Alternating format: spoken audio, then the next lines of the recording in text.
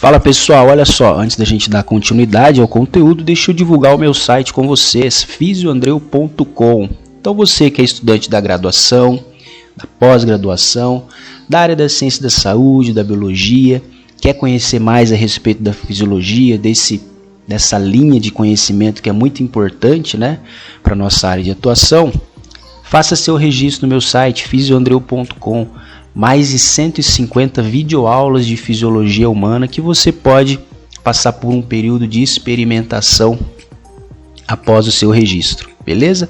Vai lá, aproveite. Bom, nessa terceira aula nós vamos introduzir o nosso conhecimento na análise vetorial. Bom, mas o que vem a ser um vetor? Olha só, um vetor é uma reta que aponta no sentido do potencial elétrico ou no sentido do fluxo da corrente, sendo este, então, em direção positiva.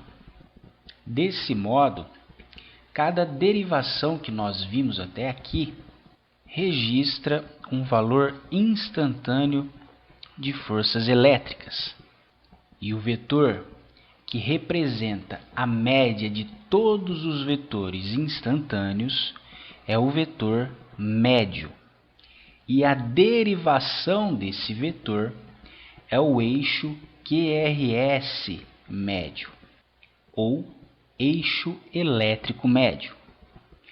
Calculando o eixo QRS médio, é possível identificar qual direção o complexo QRS está predominantemente orientado. Em um coração normal, o eixo QRS médio é de aproximadamente 60 graus, ou seja, situa-se entre 0 e 90 graus no sentido horário. Ou ainda, quadrante inferior esquerdo. Como nós podemos observar na figura ao lado, o eixo QRS médio, então, dentro da normalidade, compreende o ângulo entre 0 e 90 graus.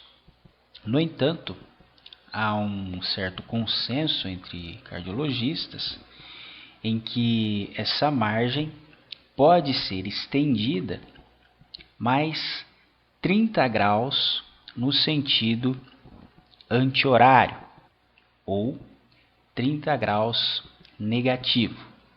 No entanto, para o nosso estudo, nós vamos ser mais rigorosos e vamos considerar como sendo normal apenas o eixo entre 0 e 90 graus. Bom, mas como então se calcula o eixo QRS médio? Vamos ao respectivo exemplo. Temos aqui então um registro eletrocardiográfico com as 3 derivações padrão, mas as 3 derivações aumentadas. Para verificar se o eixo QRS é normal, nós podemos apenas usar a derivação 1 e a derivação AVF. Bom, mas por quê? Olha só, você concorda comigo que o eixo QRS normal encontra-se no quadrante inferior esquerdo, que compreende o ângulo entre a derivação 1 e a derivação AVF. Desse modo, se o eixo QRS médio estiver entre essas duas derivações, o eixo QRS é considerado então normal. Você concorda comigo que a deflexão positiva do complexo QRS em D1 indica que a despolarização ventricular só pode ser para a esquerda, uma vez que a despolarização, então, se aproxima do polo positivo de D1 e, portanto, há então o registro de uma deflexão positiva. O mesmo é observado em AVF, uma deflexão positiva do complexo QRS. Logo, o sentido da despolarização é para baixo. Só isso já indica que o eixo QRS encontra-se entre 0 e 90 graus, ou entre D1 e AVF. Logo, para a respectiva eletrocardiografia, o eixo QRS encontra-se normal. No entanto, é possível encontrar esse eixo QRS médio de forma mais precisa. Para isso, deve-se calcular a altura do complexo QRS em D1, que no caso foi igual a 6 milímetros, e também medir a altura do complexo QRS em AVF, que no caso foi de 11 milímetros. Com essas medidas, a partir da linha média ou do ponto médio de D1, nós medimos 6 milímetros em direção ao polo positivo e a partir do ponto médio de AVF, nós traçamos também 11 milímetros em direção ao polo positivo. A partir dessas duas marcas, nós iremos fazer duas retas perpendiculares. Uma reta em AVF e outra reta em D1. O ponto de cruzamento dessas duas retas perpendiculares é o ponto do eixo QRS médio, que no nosso caso é bem próximo de 60 graus. E isso é confirmado quando nós analisamos a derivação 2, onde é possível observar uma alta deflexão do complexo QRS, uma alta deflexão positiva, reforçando a hipótese de que o eixo QRS médio encontra-se sob essa derivação, sob D2. Uma outra forma de encontrar o eixo QRS é procurar nas derivações qual complexo QRS é mais próximo de uma onda bifásica, ou seja, um complexo com deflexões positiva e negativa, de tal forma que a altura dessas deflexões devem ser equivalentes, ou se não, muito próximas disso.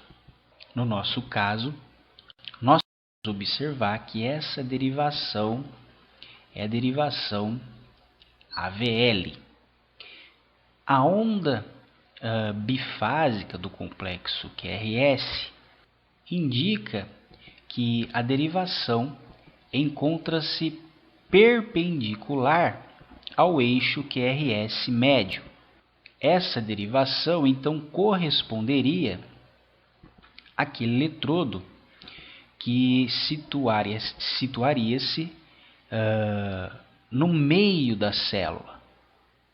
Nós vimos esse exemplo lá na nossa primeira aula.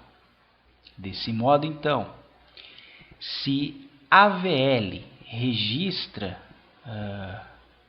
uma onda bifásica do complexo QRS, nós devemos então identificar qual reta encontra-se perpendicular a esta. E no caso, é exatamente a derivação 2, o que confirma que o eixo QRS médio encontra-se em D2, portanto um eixo QRS médio normal.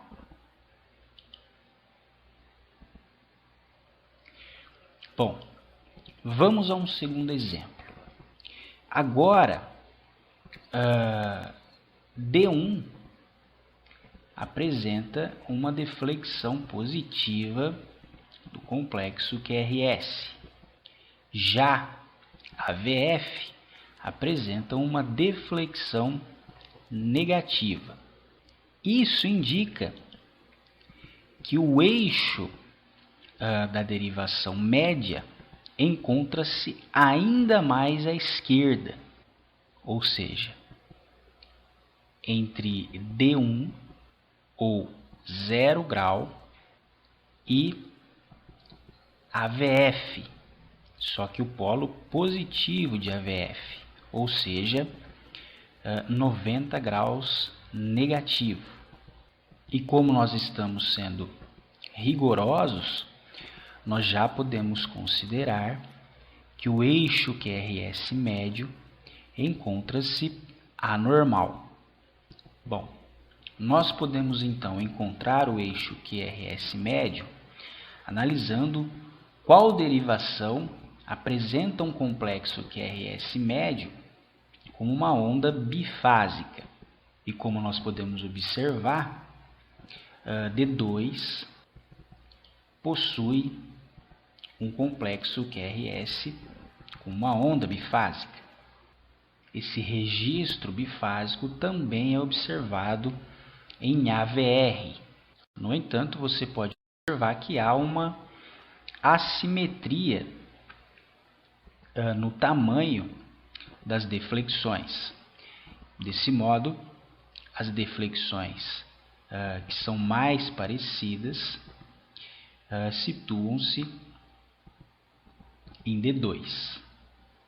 Isso indica então que essa derivação encontra-se perpendicularmente ao eixo QRS médio. E a derivação que encontra-se perpendicularmente a D2 é a derivação AVL.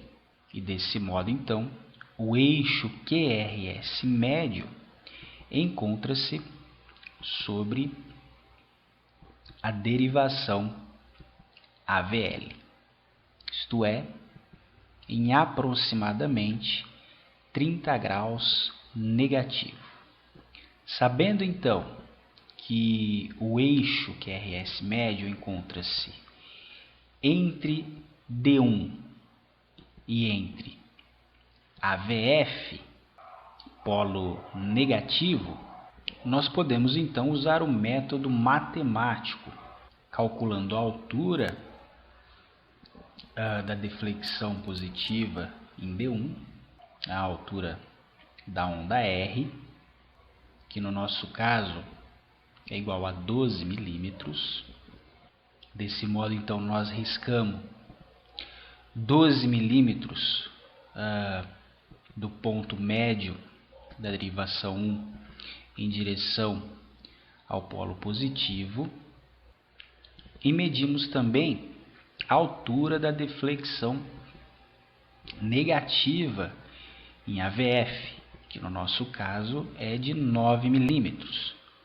Desse modo, então, nós também riscamos 9 milímetros a partir do ponto médio de AVF em direção ao polo negativo.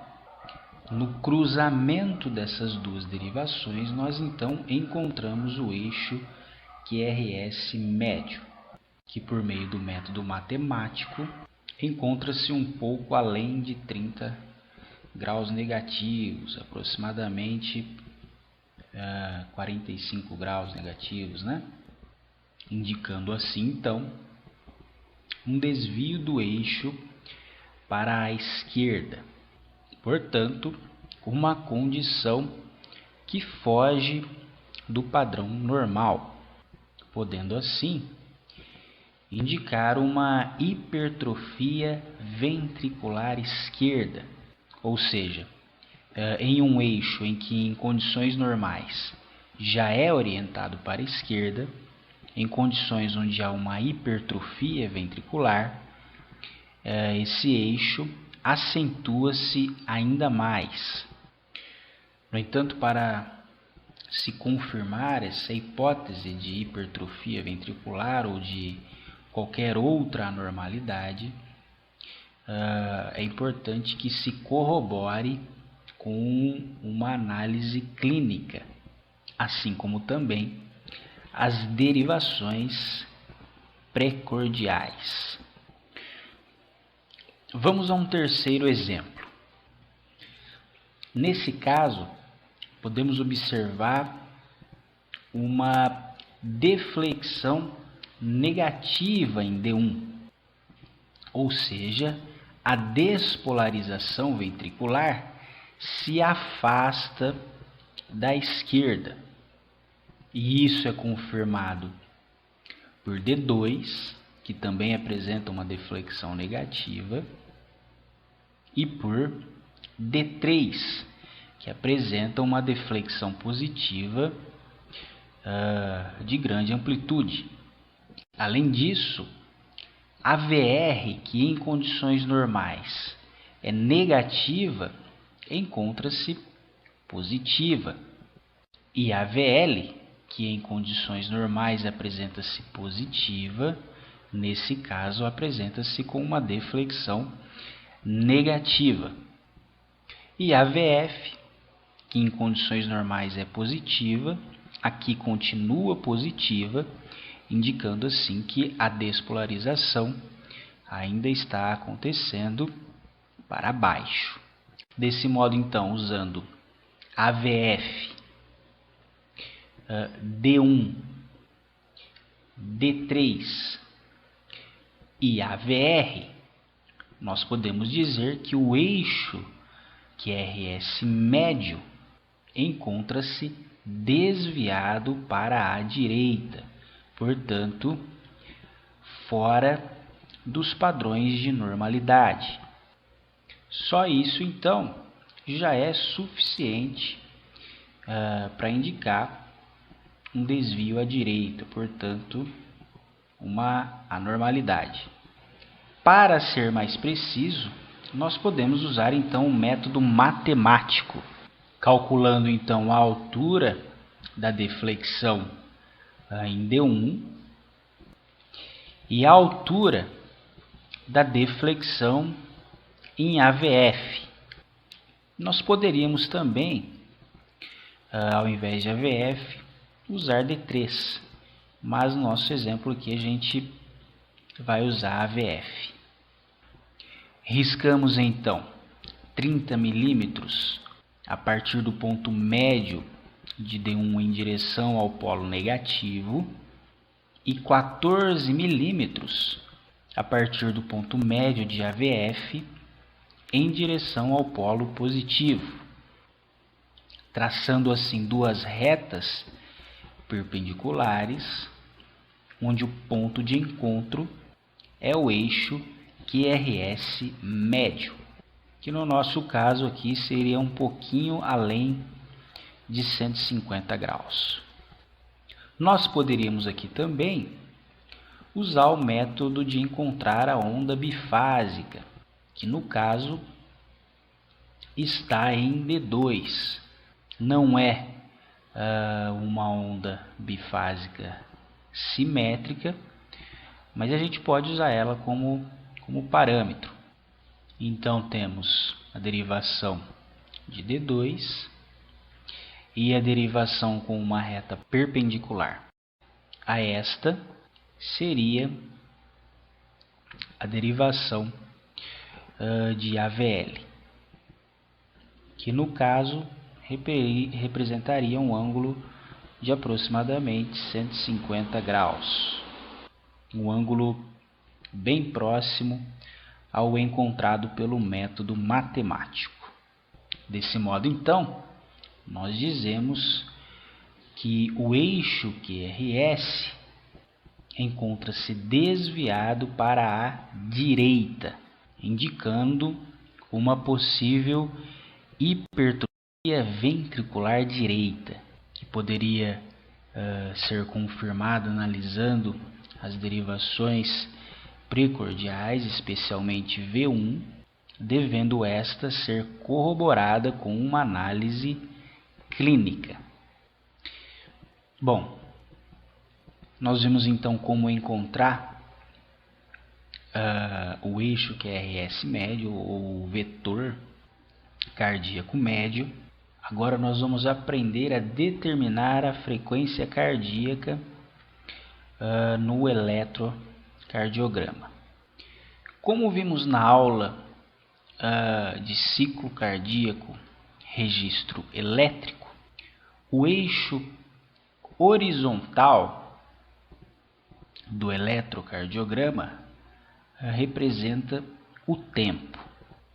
A distância entre cada linha escura, ou cada quadrado, que possui então 5 milímetros, compreende um tempo de 0,2 segundos. Desse modo, então, a distância entre 5 quadrados compreende um tempo de 1 segundo. Para encontrar a frequência cardíaca, deve-se encontrar um complexo QRS, ou uma onda R, que situa-se exatamente sobre uma dessas linhas mais escuras. Quando não tiver nenhuma, você deve escolher a que encontra-se mais próximo a essa linha mais escura. No nosso exemplo aqui, nós vamos escolher a primeira onda. A partir desta, nós contamos quantos quadros grandes há até o próximo complexo QRS, ou até a próxima onda R. E no nosso exemplo, nós podemos contar 4 quadros. Desse modo, então, nós podemos dizer que em 1 segundo haverá 1,25 ciclos de atividade cardíaca. Nós encontramos este valor dividindo 1 segundo por 0,8 segundos, uma vez que cada quadro possui 0,2 segundos, e aqui nós temos 4 quadros separando as ondas R, multiplicamos então 4 por 0,2, obtemos 0,8 segundos. Dividindo então 1 segundo por 0,8, nós obtemos 1,25. E como em 1 minuto há 60 segundos, nós multiplicamos 60 por 1,25. E o resultado dessa equação é a frequência cardíaca, que no caso é de 75 batimentos por minuto. Ou então, nós podemos nós podemos dividir, melhor dizendo, 300 pelo número de quadrados entre uma onda R e a segunda onda R. Desse modo, então, 4 quadrados corresponderia a 75 batimentos por minuto, 3 quadrados 100 batimentos, 2 quadrados 150 batimentos, 5 quadrados 60 batimentos e 6 quadrados, ou seja, um espaço maior entre as ondas, 50 batimentos, portanto já uma bradicardia. Bom, nessas 3 aulas então, nós fizemos uma introdução aos conceitos do eletrocardiograma. essa aula você pode revisar pelas seguintes referências.